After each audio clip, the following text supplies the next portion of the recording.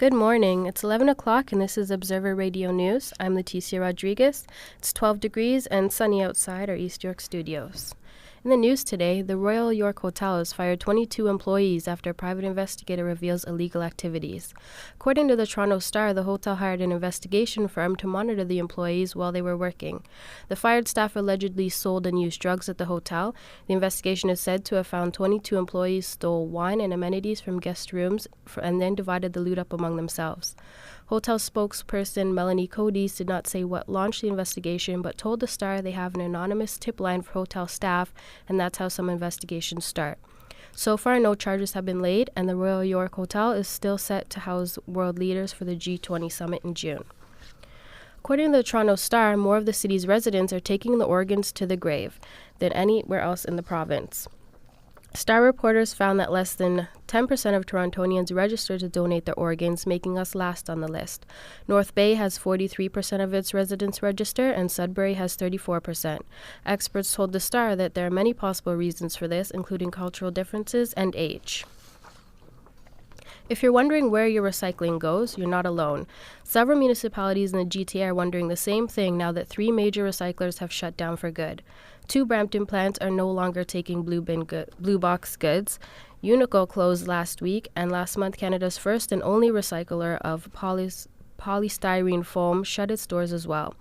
According to the Star, Toronto was sending over 1,200 tons a month to Unico and is now considering shipping to Guelph or the United States, which will mean extra costs for the city. Many other regions are feeling the burden. Durham is now shipping to Montreal, and Peel is shipping to Guelph. The city may get some help soon because the province is considering changes to the Waste Diversion Act that will see producers funding 100% of all municipal recycling programs. A decision could come as early as this week. Turning now to sports, about 18,000 fans braved the bad weather and road closures to cheer on the Toronto FC at the BMO field yesterday. It was worth the trip because the FC beat the Seattle Sounders 2-0. According to the Canadian press, Dwayne De Rosario scored the first goal of the day and the first goal ever against the Sounders in the 58th minute.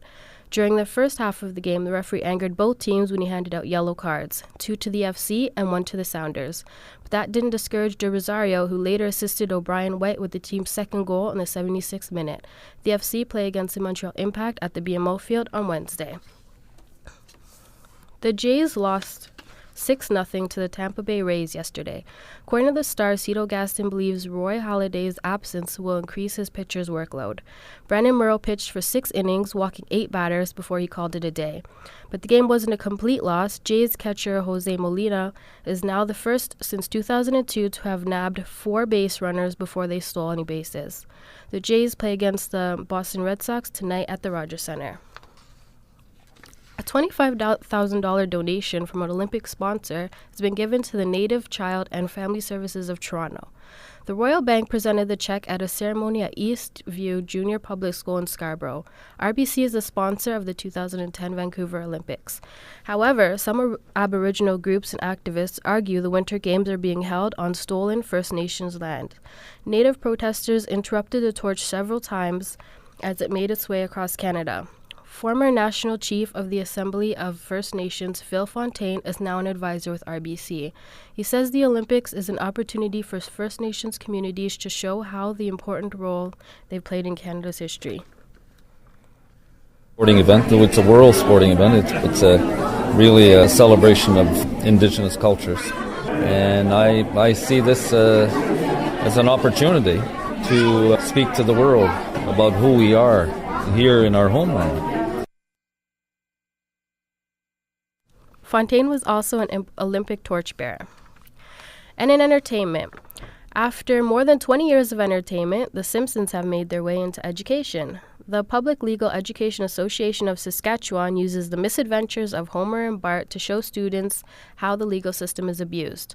According to the Canadian press, Jonas Kardrowski uses examples like Homer's $1 million lawsuit against Mr. Burns to teach students the perils of ridiculous legal claims.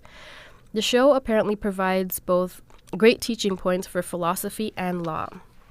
In the box office, How to Train Your Dragon made its way back to the #1 spot after 5 weeks with an estimated $15 million. The backup plan debuted at #2 with just over $12 million, and Date Night is holding on with $10 million. And that's Observer Radio News. For more news, check our website at torontoobserver.ca. I'm Leticia Rodriguez.